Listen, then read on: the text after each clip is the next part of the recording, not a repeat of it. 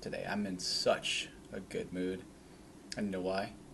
I think it has something to do with the good food I'm going to eat.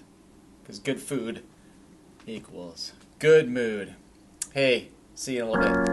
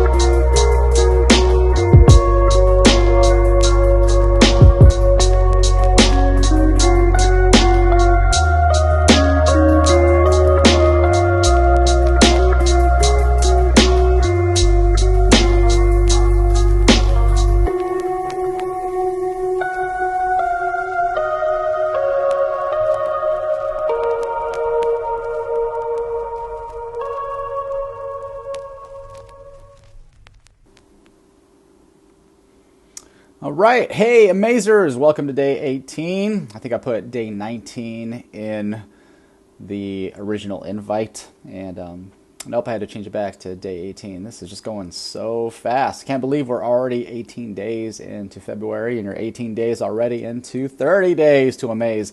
Hopefully it's only taken 19 days for you to be amazed at the changes in maybe your body composition, maybe in your thinking, maybe in just some new habits that you're creating, maybe some new lifestyle patterns. So whatever it is, I hope that you're just kind of taking a step back and like, wow, I've come far in just 18 quick days. And yeah, we got a little bit farther to go. It does, we use that word amazing for everything. Oh, that's so amazing. Oh, wow, that was an amazing meme. Amazing. But I really think that word, I put it in 30 days to amaze because it rhymes with days and it was easy to remember. But I'm continually surprised by when someone makes some changes after, I've talked about this before, like years, sometimes decades of neglect or just being naive about how their body kind of functions. Like you can do this for decades and you can change everything around in a very quick amount of time, like sometimes 21 to 30 days. It doesn't change everything, right? I'm not expecting everyone to just be like done and you don't have to worry about anything ever again after 30 days. But man, after 18 days, hopefully you're beginning to see and experience some changes or just the tip of the iceberg with that. And that's kind of my hope, is that these 30 days will just be a foundation for you to go for the rest of your life. So we got kind of an important topic to talk about today. And when I did this for the first time back in May of 2020, this day seemed to be the thing that resonated with most people. I kind of remember just getting most of wow, this is exactly what I needed to hear. So maybe it will resonate with you today too. So we're going to kind of look at food failures, if you want to call it that, and talk about what happens when you eat the thing. And so this is a lot about mindset. It's a lot about diet. Can you hear that, by the way, in the background? That's my bacon in my air fryer going off. I usually don't make bacon in the air fryer, but today I'm going to put it in a recipe that I'm making for lunch. All right, so I better get going so I can eat my air fryer bacon very quickly. Okay, food failures. So this happens to all of us. I don't care how far along you are on your health journey, you quote unquote, you mess up. You ate the thing. And here's what usually happens. You eat the thing, and then we start to do what we talked about yesterday. You start to have this sort of self-talk where you're beginning to tell yourself, you know what, I failed. I couldn't resist temptation. I am such a loser. Why do I keep doing this? And again, it might not just be once, but maybe you've, you came into day one in 30 Days to Amaze and you had all this motivation and you felt all pumped about it. And day two, you're cruising to Taco Bell and you're like, okay, no, let's get back on track here. You work up some more motivation, and then by day five, it's a run to 7-Eleven for a Slurpee. And then after a couple of times of these failures, now you're beginning to change your identity, or you're reinforcing that cassette tape that's been going on in your head. Do you guys even know what cassette tapes are anymore? There's that constant loop, that audio loop in your head that continues to say, oh, I'm such a loser. Why can't I get this right? Why can't I have more control over my willpower? Why do I always give in to cravings? Why do I suck at this? I'm weak, and I'm destined for failure. I guess I'll do 30 Days to Amaze maybe another time when Chris does it again. Maybe I'll get it right then, but probably not, so I probably won't even try.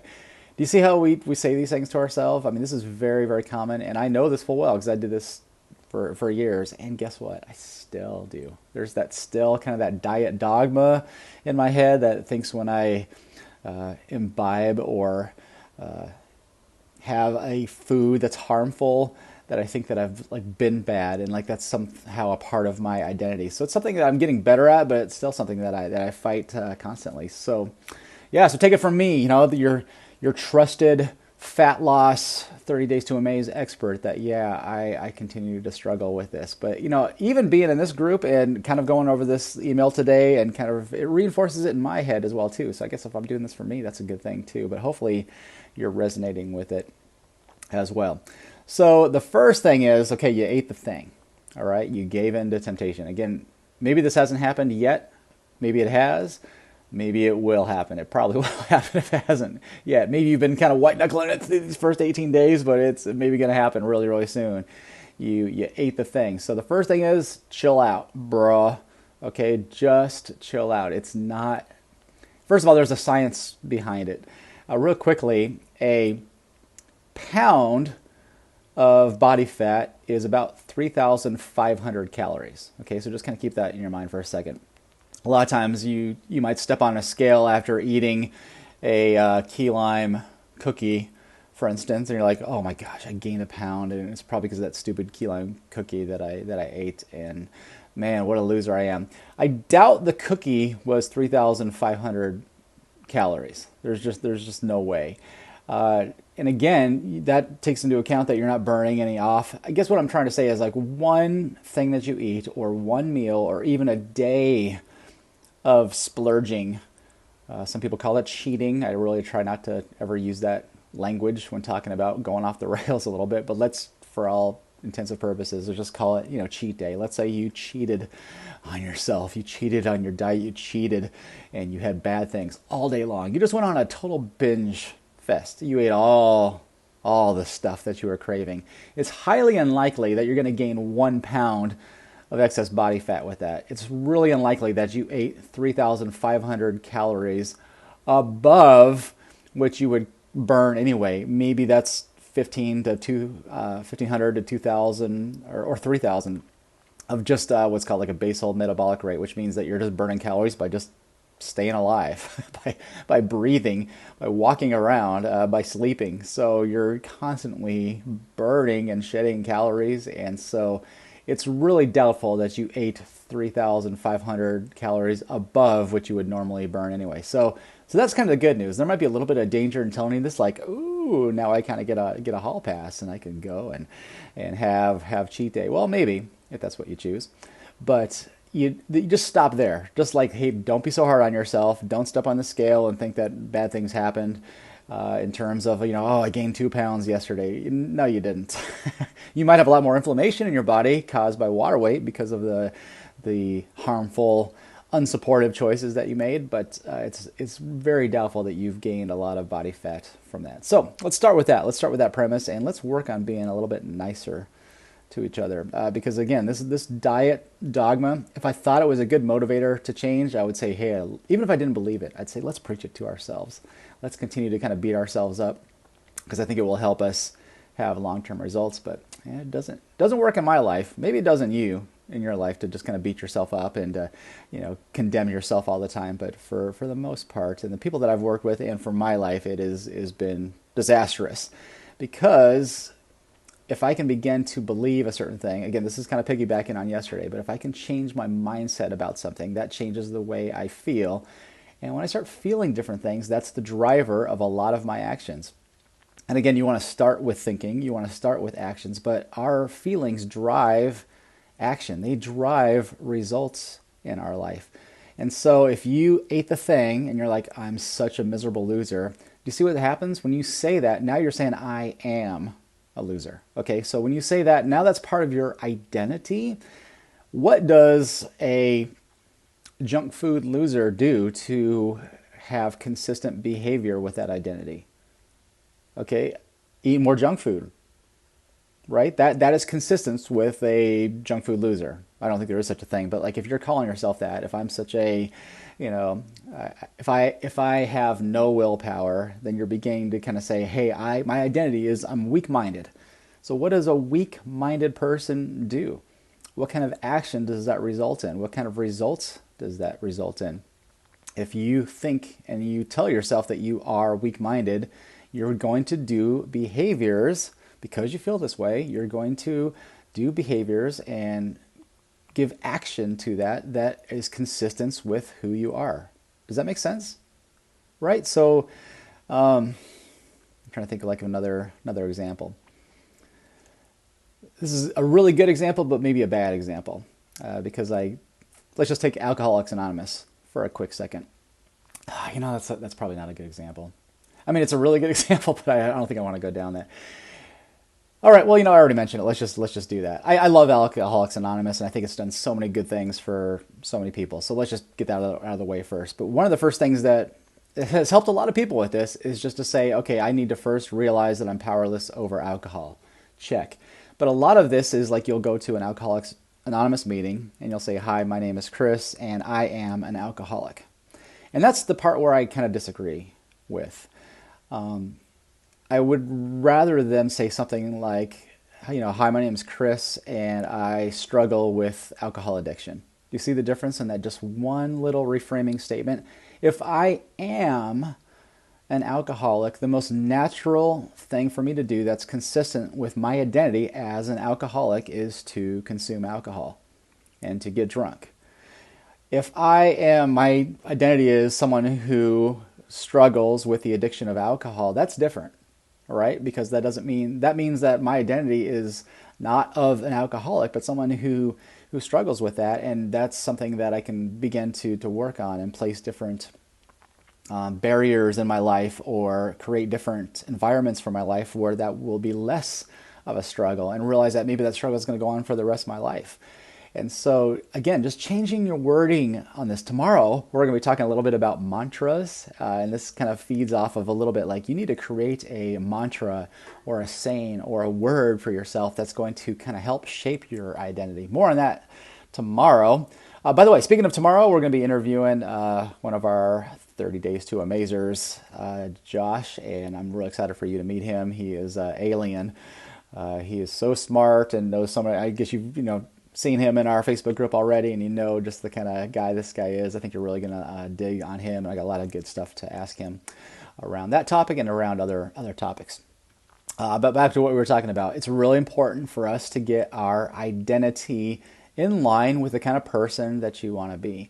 And that's why if you have a food failure, here's what you don't do. You don't say I'm a loser. You don't say I'm weak. Anything with I am statements you really want to kind of get away from. It's kind of like we talked about yesterday. Hey, I am a healthy person who's learning lessons about food. Okay, that's a much better statement. So you ate the thing, and if you're saying as an identity statement, okay, I'm a healthy person who's learning lessons about food, what did that teach me? Okay, and so that's what I want you to do when you eat the thing is like, what is that teaching me? Okay, and I learned today. You know what it taught me? That I didn't consume 3,500 excess calories from that day of cheating or that meal of cheating.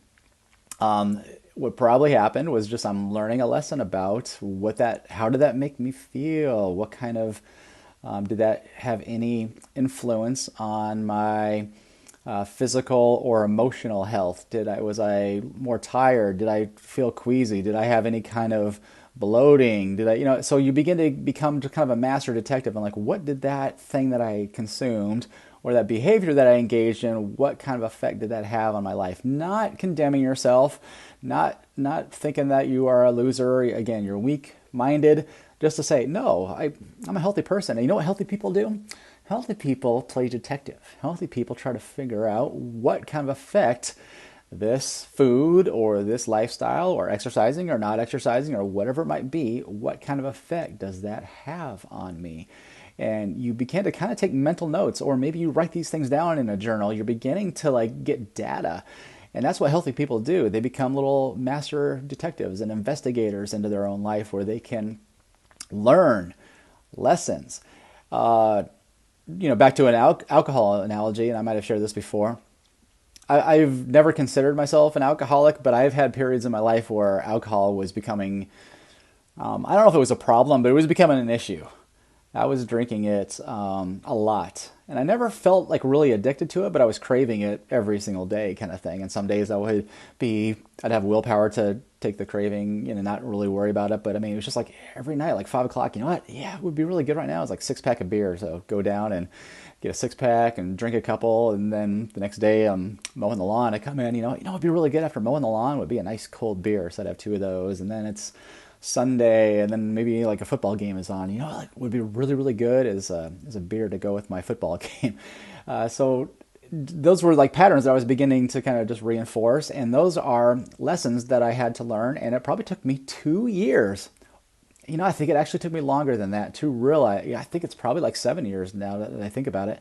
7 years of lessons of going to the store to grab beer or sip wine or whatever it might be, and I think I'm still learning this lesson, but after 7 years of doing this, I finally realized, how many times in 7 years did I go and grab, hundreds of times did I go grab and consume alcohol? Hundreds of times that I had to learn this lesson. So it took me like hundreds of times to realize alcohol does not make me feel good. It just doesn't, So I don't feel good doesn't equal alcohol. And that's just for me.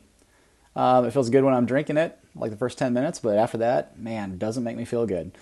And I still have it on rare occasion, but I'm learning that lesson, right? I learned that, and again, I'm not criticizing myself. I'm not like beating myself up. I'm paying the consequences like a grown-up adult, right? So if I had 2 drinks of whiskey and I had bad sleep, I'm just going to wake up and I'm not going to condemn myself, but I'm going to be like, lesson learned. Keep that data in your head, Chris, because the next time you're going to crave alcohol, you're going to want to remember that, hey, is it worth it? Is it going to be worth the price of screwed up sleep? Is it going to be worth the price of feeling lethargic for the next day? Is it going to be worth the headaches? And if I can remember that after hundreds of lessons of learning it the wrong way, then I'll begin to slowly make some changes. So stop pointing the finger at yourself, but just begin to kind of point the finger kind of inward and just say, hey, what is this teaching me? What is this food failure teaching me?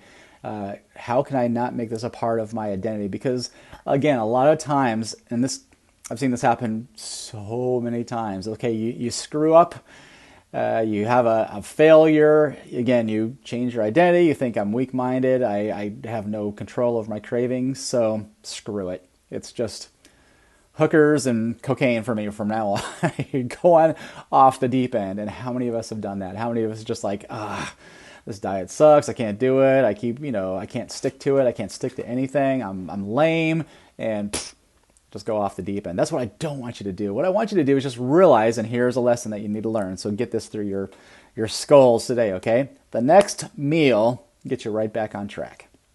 And that's kind of a trite little platitude. Maybe you've seen memes of that, but I do believe that, is that the next meal, the next day, the next thing says, you know what, I can re-engage with my goals. I can just re-engage with that. I can just pick I learned a lesson. It's just something that happened. I ate something or I did something that I shouldn't have done, and that's okay. First of all, it's okay. Give myself grace. That's the foundation. Don't let it change my identity as a healthy person who's figuring out all these secrets about health. And then just go, okay, my next meal gets me right back on track. So it's back to supportive foods, not because I'm punishing myself, like, you better get back on track kind of thing. It's like, no, it's like, that food made me feel terrible. I'm really looking forward to getting back to some foods that make me feel really good. And so again, just that subtle little mindset shift can really help, I think, you not going totally off the deep end. How many of us have done this? Just went off the deep end because we weren't 100% compliant. And that's another thing I want to talk about real fast, is that I like to think of it like an election. Okay, our lives, and by the way, this is kind of a sore spot because it's so raw from the year of 2020 and the first part of 2021, but there was an election. I think you might have heard something about that, right? For you Canadians, this probably doesn't apply to you, but we live in a free society with elections, and you don't have to have 100% in an election to win an election. None of us are ever perfect, and I think we know that. We say, well, none of us are perfect. I know I'm not perfect. You ever told your spouse that? I'm not perfect, like when you mess up, you do something lame. It's like, oh, I'm not a perfect person. Like, you're giving your spouse like wow, that's really, I never knew that. I had no idea, Chris, that you weren't perfect. Thank you for sharing that with me.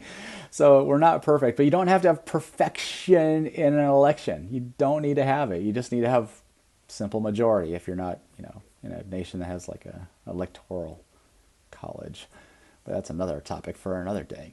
But for the most part, in an election, if you win the vote, if you get one more vote than for positive or for your candidate than someone who's not your candidate, that candidate will win, right? It's kind of a simple majority. That's how most elections work. And so think of your lives as like an election. Like, what, you don't need to have 100%.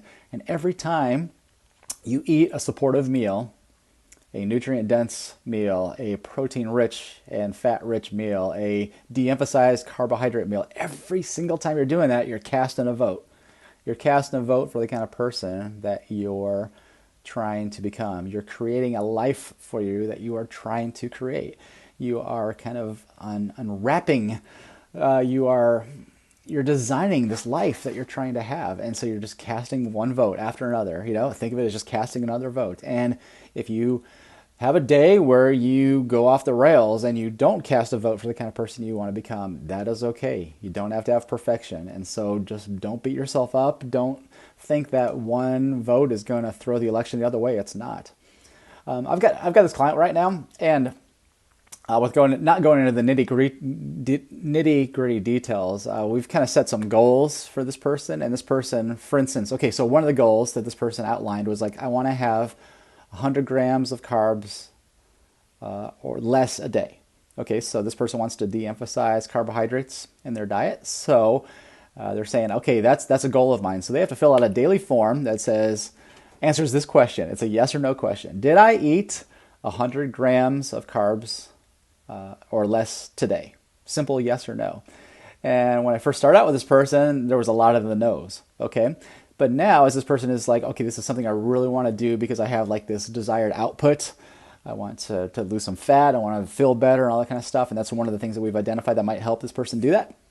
As this person, I keep saying this person because I don't want to reveal the identity or gender. But this person has begun to slowly put yes as an answer to that.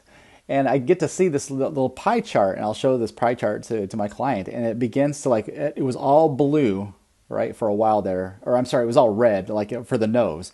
And then all of a sudden, the more yeses start to come, like that pie chart kind of starts doing this. And so now I'm seeing where the yeses are like more blue than the reds of the no answers. And pretty soon, if this person keeps doing that, it's going to, it graphs it all like in a percentage. And pretty soon it's not going to be 50-50 percentage. And pretty soon it's not going to be 75-25%. Pretty soon it's not going to be 90 to 10%. It's going to be really, really high up there. And you won't even be able to see the little no answers for this. And so I try to remind this person, like, every time you do this, you're casting a vote for the kind of person you're becoming. And you're just becoming to shape the kind of person and create the kind of lifestyle that you're trying to become. So I hope that kind of makes sense when you fail in this, just to say, hey, I'm going to pick the dust off my, what's the saying? Kick the dust off my boots, or, shake the dust off you. I don't know.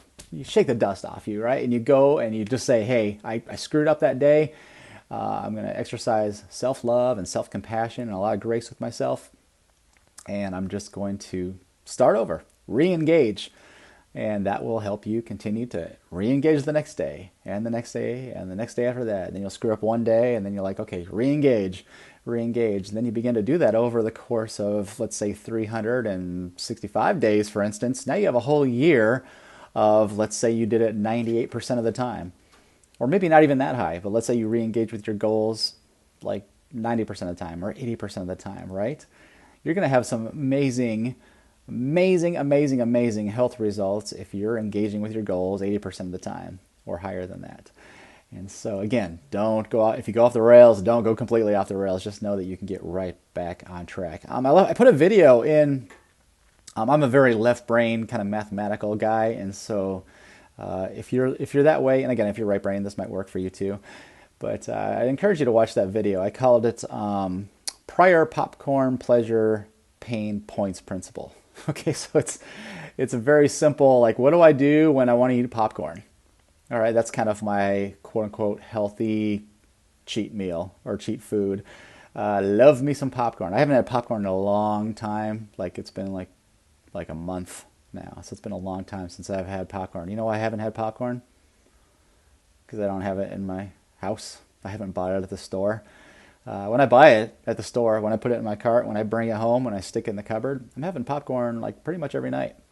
Or maybe there are some nights where I don't have it. I'm like, but it's a lifestyle if it's in my cupboard. Go figure. Remember day number 1, setting up your environment to win. If I know that I don't want to have popcorn every single night, I'm not going to go bring it home. And that way I don't have to exercise willpower units to have popcorn. But back to the analogy. Okay, so let's just take popcorn for an instance. And okay, so I got to look on it in terms of a scale, okay? So what is the pleasure points of popcorn for me? It's pretty high up there. If it's a scale of 1 to 10, I'm just going to say like a 9. It's probably not as good as like my ribeye steak or something like that, but it's up there. That's why I love it so much, okay? And I make it healthified, if you want to call corn a grain. I know I had a grain. But that's I make it with a lot of Kerrygold butter, and I put pink Himalayan salt in it, and I cook it in sometimes bacon grease, or I pop those kernels in avocado oil or ghee. Ghee is actually my favorite to cook popcorn in. Oh my gosh, it's so good. Sorry, I'm just dreaming about some popcorn right now. But I don't have any, so never mind. It's easy to kind of get back on track when I don't have any popcorn in there. I've just got bacon in the air fryer. That's calling to me.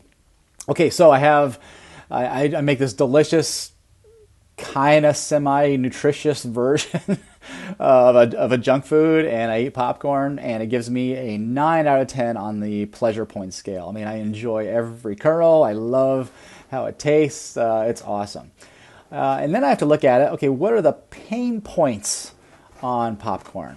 They might be pretty high up there. I don't have tons of problems with that, but I notice that I usually don't sleep very well if I have a big bowl of popcorn close to bedtime. Go figure.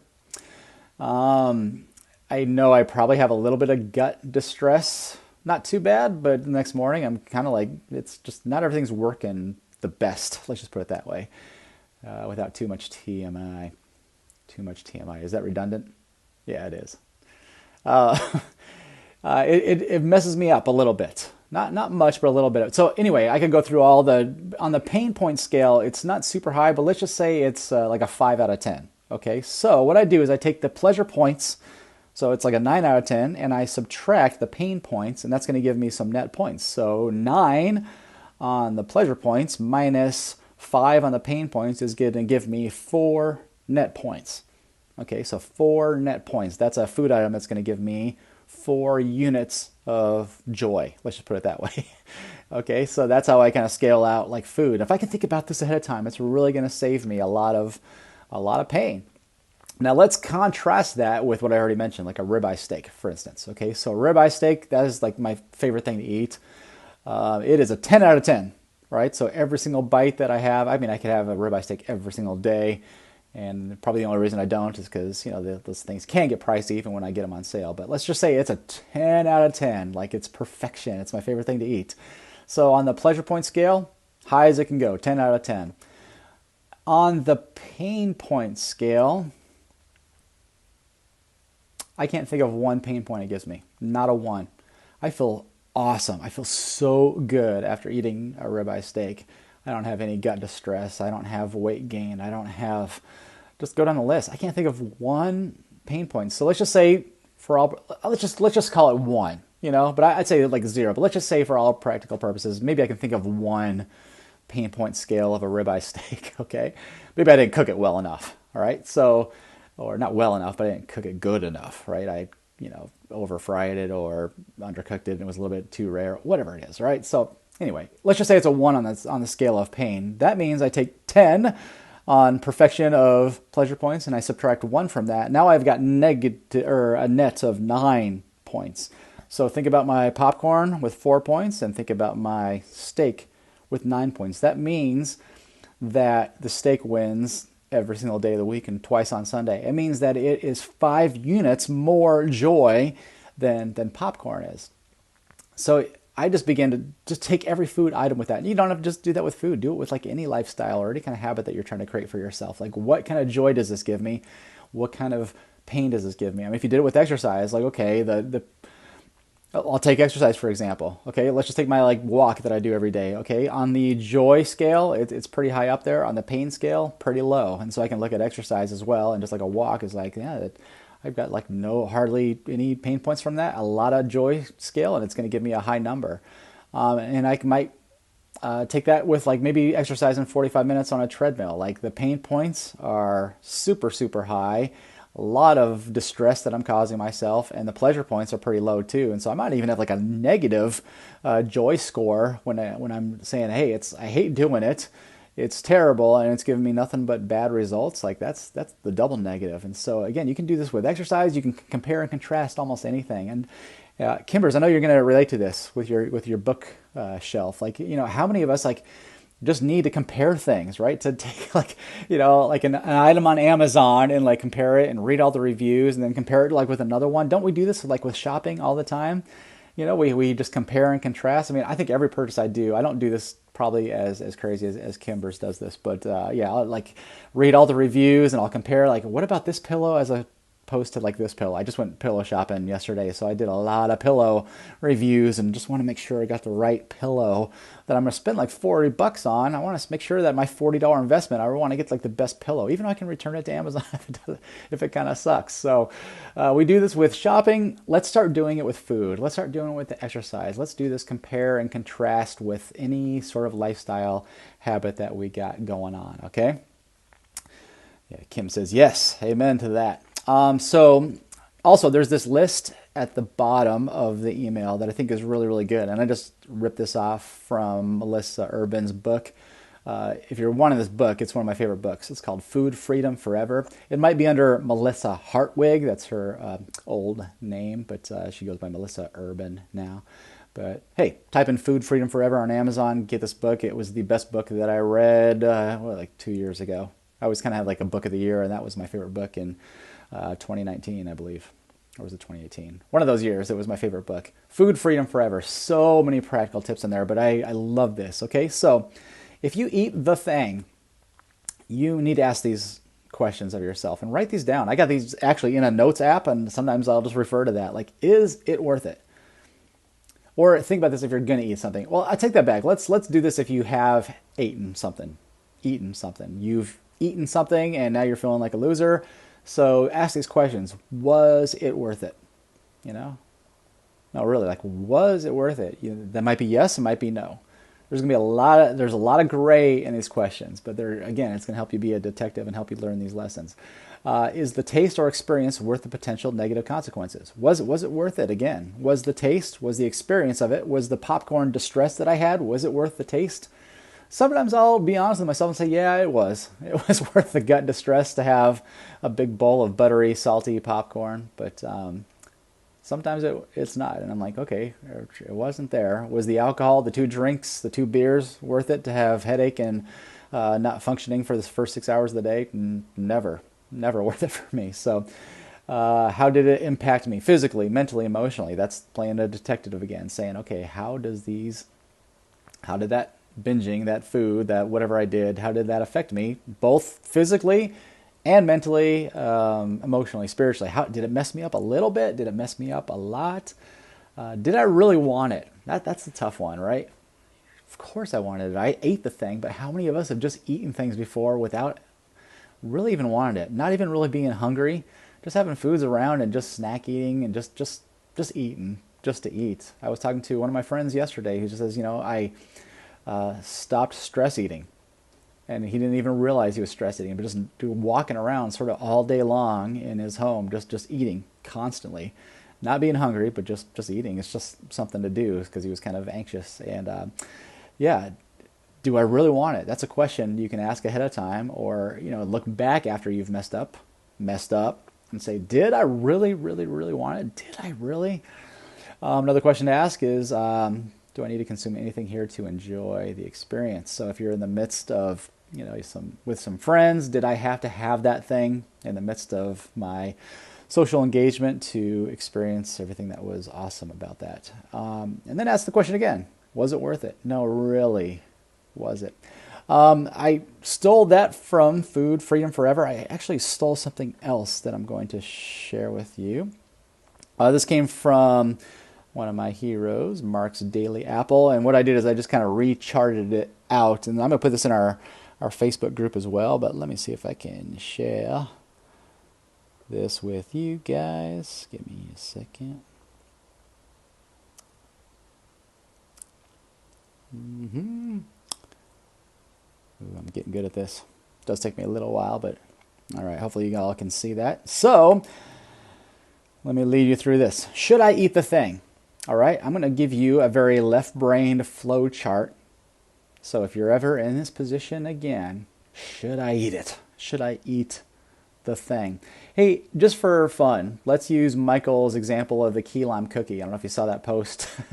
I appreciated the honesty of it, and guess what? I can relate to that because key lime, anything, is kind of the bane of my existence, man. It's like one of my favorite things.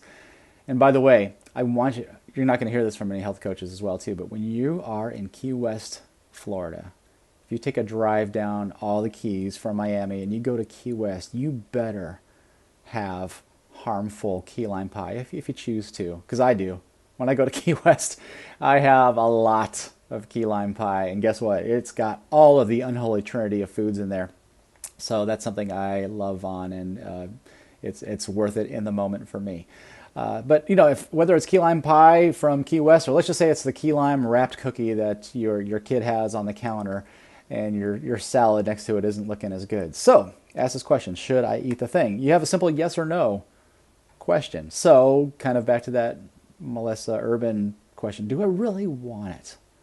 No, really. See how really is in caps? Do I really, really, really, really, really want to have it? So the answer could be no. If I'm really honest with myself, do I really want it? The answer could be no. So the answer is don't eat the thing. Pretty simple, right? But what if you really, really do want it?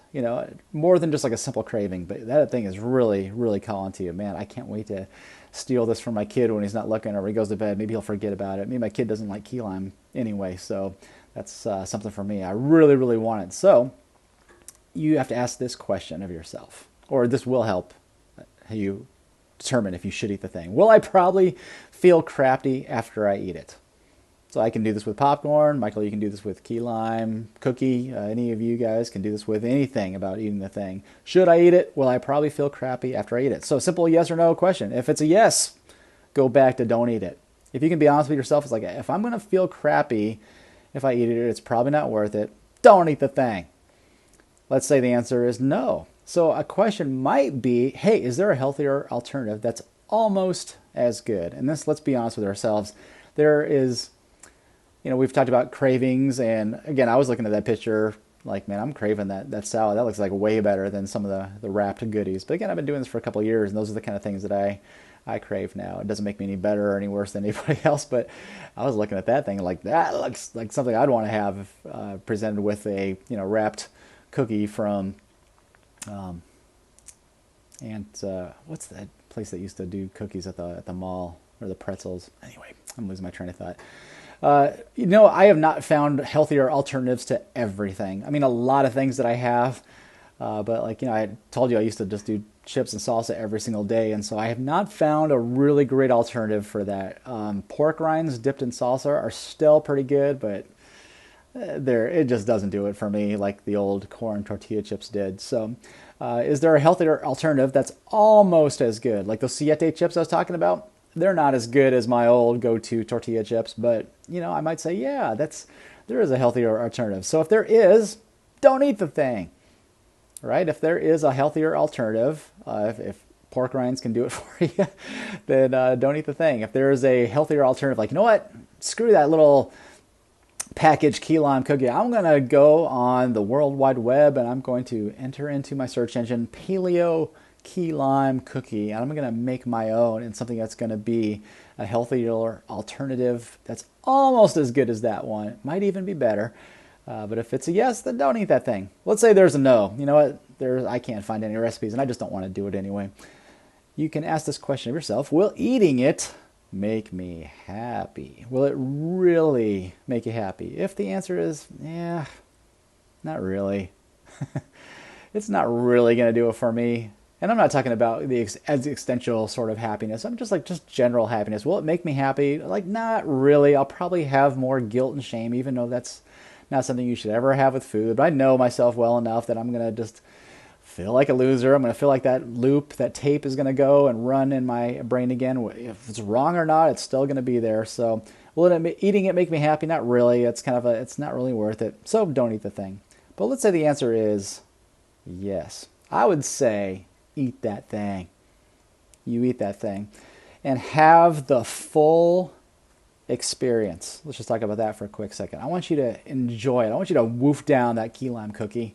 I don't want you to have it like in 2 bites where you just shove it down, but I want you to really enjoy the full experience of it. If you're going to have a cookie that is full of frosting that has soybean and canola oil in it, and it's going to have wheat, and it's going to have a lot of sugar, and it's going to blow out your carb count for the day, that's okay. You're going to enjoy it, and you're going to have the full experience. So you're going to savor every bite. You're going to see how it tastes in your mouth. You're going to see what it does to your brain. You're going to feel the dopamine hits that it's going to give you. You're going to just enjoy the full experience. And again, you're going to take some data. Part of the full experience is saying, hey, is this going to mess me up? And I'm going to pay attention to those signals as well. So that's the full experience of that. Okay, that kind of goes against the mindless eating, kind of just woofing down stuff for no reason and then wonder why you did that. So have the full experience and enjoy your life. Okay, so I'll put that graphic in our Facebook page, and maybe you can, I don't know, it speaks to me. Maybe right brainers doesn't as much, but man, for left brain stuff, that just really, really helps me just kind of have like a little flow chart. And I don't want you to be totally geek. I don't want you to have to get out your little flow chart or your notes app with the Melissa Urban Food Freedom Forever rules, every time you think about this. But that's going to help you get in the habit. That might just be another vote you're casting for the kind of person that you want to become. So when you are at a party, for instance, or you're out with friends, or you're hopefully nothing like that is within arm's reach, but let's say it's still there. Let's say the key lime cookie is still in your pantry and it's looking at you. If you can pull out these charts and that list, that's going to just help you make better decisions. It's going to, at the very least, it's going to help you learn lessons, and at the most, it's going to help you just dust yourself off and start again anew. So. Hey, Donna, I'm glad you like that chart. Maybe you're left-brained as well. So I don't want to be maligning the right brainers, you know. Need poets in our group as well too.